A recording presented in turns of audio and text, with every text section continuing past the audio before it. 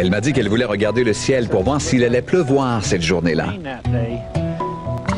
J'ai regardé le ciel et j'ai dit à papa, « Papa, il y a quelque chose là. » Je n'y ai pas prêté attention. Elle a répété, il y a quelque chose dans le ciel. Et il a dit, ce n'est que le soleil. Et il a regardé à nouveau, et là, il l'a vu. C'est alors que je l'ai remarqué. Comme je le regardais, je me disais, mais qu'est-ce que c'est que cela? Sur la bande vidéo, on peut entendre Brandy discuter avec son père de ce qu'elle voit. Papa, est-ce qu'un vaisseau spatial peut grossir comme ça?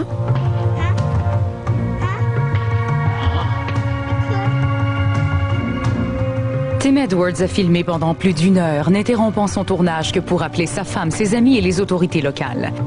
Selon le directeur du Colorado UFO Network, Mike Curta, l'objet filmé par Tim aurait été vu par un grand nombre de témoins de la région.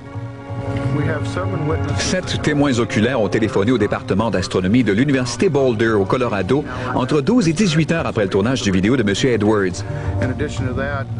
De plus, environ 1 heure avant que M. Edwards ne filme l'objet, soit à 9h30, 2 hommes qui faisaient du jogging à Grand Junction à 400 km de là ont vu le même objet survoler l'endroit à grande vitesse. À Phoenix, en Arizona, un objet similaire a été filmé par un certain Tom King. C'est le vaisseau. Voici le vaisseau principal. Ces similitudes avec la bande vidéo d'Edwards sont évidentes. Je n'avais aucune idée de ce que cela pouvait être avant de le montrer à d'autres personnes qui m'ont dit « Tu as filmé la même chose que Tim Edwards ». J'ignorais à ce moment-là ce qu'il avait filmé. Tout ce que je savais, c'est qu'il avait vu un gros cylindre. Je n'avais pas encore visionné sa bande vidéo. En comparant les deux vidéos, nous pouvons voir à quel point les deux objets sont similaires. Pour Curta, le film d'Edwards est l'un des témoignages les plus crédibles qu'il a vus. Le premier témoin était une petite fille de 7 ans. Les fillettes de cet âge n'inventent pas des histoires de ce genre. Le fait que l'objet ait été observé à la lumière du jour est aussi remarquable. Ce film est du même calibre que les meilleurs films et les meilleurs témoignages enregistrés à ce jour. Je dirais qu'il se classe aisément parmi les 10 meilleurs. Jusqu'à maintenant, nous parlons d'un objet volant non identifié. Mais cet objet peut-il être identifié? Tim Edwards a envoyé sa bande vidéo au Village Laboratories de Phoenix. Cette compagnie se spécialise dans le traitement de l'image depuis les années 70. Elle a déjà travaillé avec le Jet Propulsion Laboratory lors de la mission Voyager de la NASA. Le président de la compagnie, Jim DiLetoso, a soumis la bande vidéo à une série d'analyses. Quand nous analysons une bande vidéo, nous devons prendre cette image à basse résolution, la digitaliser et ensuite y étudier ce que nous pouvons y voir, enlever les parasites vidéo et rechercher des données. En tenant compte de la position et de l'angle de la caméra, de ses caractéristiques optiques et des dimensions connues des autres objets apparaissant dans le cadre, DiLetoso est parvenu à tirer des conclusions étonnantes à propos des dimensions de l'objet et de son altitude. Nous croyons que l'objet mesurait près d'1 kilomètre de long, de 700 à 800 mètres, et que son altitude était de 22 800 mètres. 22 800 mètres représente 22 kilomètres. 800 mètres, c'est comme 2 tours Sears mises bout à bout. Un énorme objet. Son analyse par ordinateur a aussi permis de découvrir des lumières qui se meuvent dans l'objet. Cette analyse révèle qu'il y a définitivement une structure liée à ces lumières. Les données semblent supporter le concept qu'il s'agit de lumières qui bougent avec des schémas précis et avec une intention précise.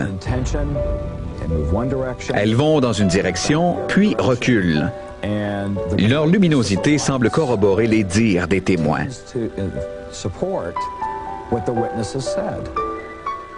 Mais plus étonnante encore est la similitude de l'objet filmé par Tim Edwards et celui décrit par des témoins oculaires en 1917 à Salida. Des témoins qui ont aperçu un ovni dans la même semaine, 78 ans plus tôt. Je me suis dit, mon Dieu, ça recommence. La journaliste Arlene Schofield a trouvé les comptes rendus de l'observation de 1917 dans les archives du journal local de Salida. Le révérend Oakley, qu'il a examiné au télescope une nuit, dit qu'il a pu discerner un objet ressemblant à une roue. Comme la roue se déplaçait ou tournait, des lumières multicolores apparaissaient. Cet article pourrait presque décrire ce qui s'est passé en 1995. Nous pouvions clairement voir 2 rangées de fenêtres sur l'objet et une séquence de lumière pour la rangée du haut et du bas. Une séquence de rouge allant vers le vert pour revenir au rouge sur toute la surface de l'objet.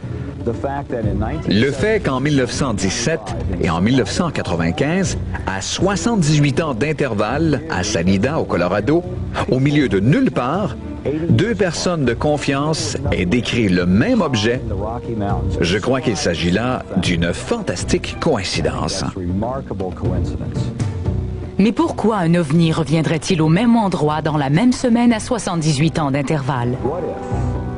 Et si le moyen de locomotion de ces larges objets pour venir sur notre planète impliquait des coordonnées précises, un endroit où se trouveraient des propriétés physiques particulières, une polarité, une résonance, un magnétisme particulier, quand tous les éléments y sont, c'est là qu'ils arrivent. Il pourrait y avoir une balise interstellaire, naturelle ou artificielle, présente dans les Rocheuses.